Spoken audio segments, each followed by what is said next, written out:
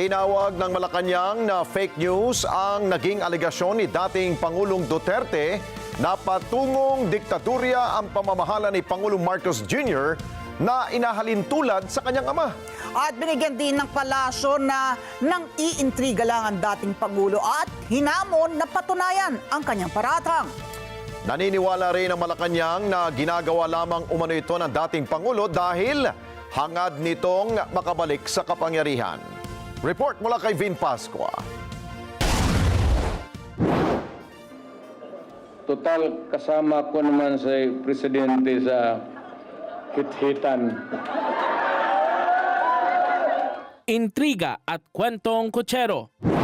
Ganito inilarawan ng mga taga-Malacanang ang panibagong tirada ni dating Pangulong Rodrigo Duterte kay Pangulong Ferdinand Marcos Jr. Partikular ang pahayag nitong may posibilidad na maging diktador si Pangulong Marcos Jr. gaya ng kanyang ama na si dating Pangulong Ferdinand Marcos Sr.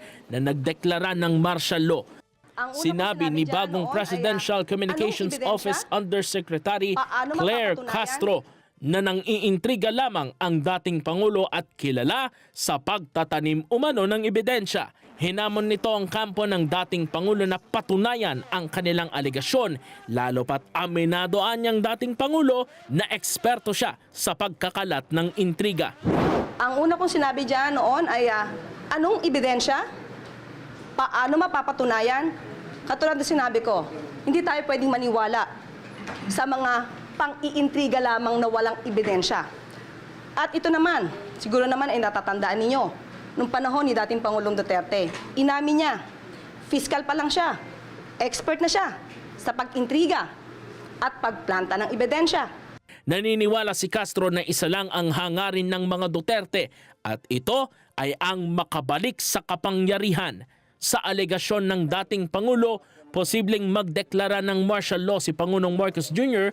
upang hindi magkaroon ng eleksyon sa 2028 at makapanatili siya sa pwesto.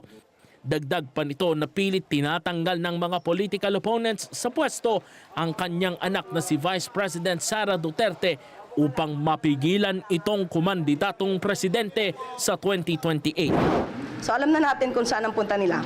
Gusto nila ulit makuha ang power, ang authority, ang posisyon. Una nang inilarawan ni Executive Secretary Lucas Bersamin na kwentong kutsero lamang ang pahayag ni dating Pangulong Duterte na inilarawan niyang isang diktador na hindi marunong rumespeto sa karapatang pantao. Dagdag pa ni Bersamin na panibagong pambubudol ito o panlilinlang mula sa tinawag niyang one-man fake news factory. Kinontra din ni Senate President Francis Chis Escudero ang pahayag ni Duterte na inilarawan niyang inconsistent bukod pa sa irrational at kasinungalingan.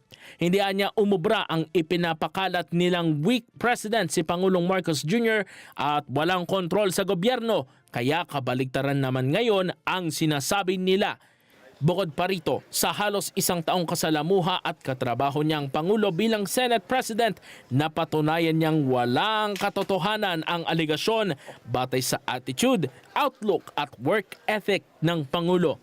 Sinang-ayunan naman ng ilang kongresista ang paglalarawan ng Malacanang kay dating Pangulong Duterte bilang one-man fake news factory. Malayo nila ang nakita nilang pag-uugali ng Pangulo sa nais ilarawan ng mga kritiko. At pagtulong sa taong bayan, pagbigay ng positive na response sa katulong, gagawa na naman nila ng fake news. Hindi lang yung polisiya pero yung pagkatao ng isang individual tulad ni President Bongbong Marcos.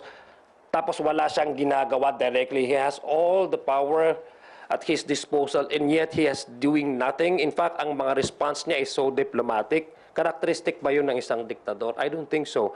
I could easily say na si Pangulong Bongbong Marcos yata yung isa sa pinakamabait na It's very far from being a dictator.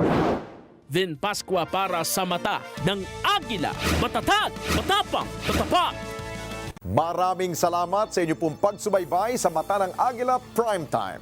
Para malaman ang matatag, matapang at matapat na mga balita, i-follow lamang at mag-subscribe sa @Net25 TV.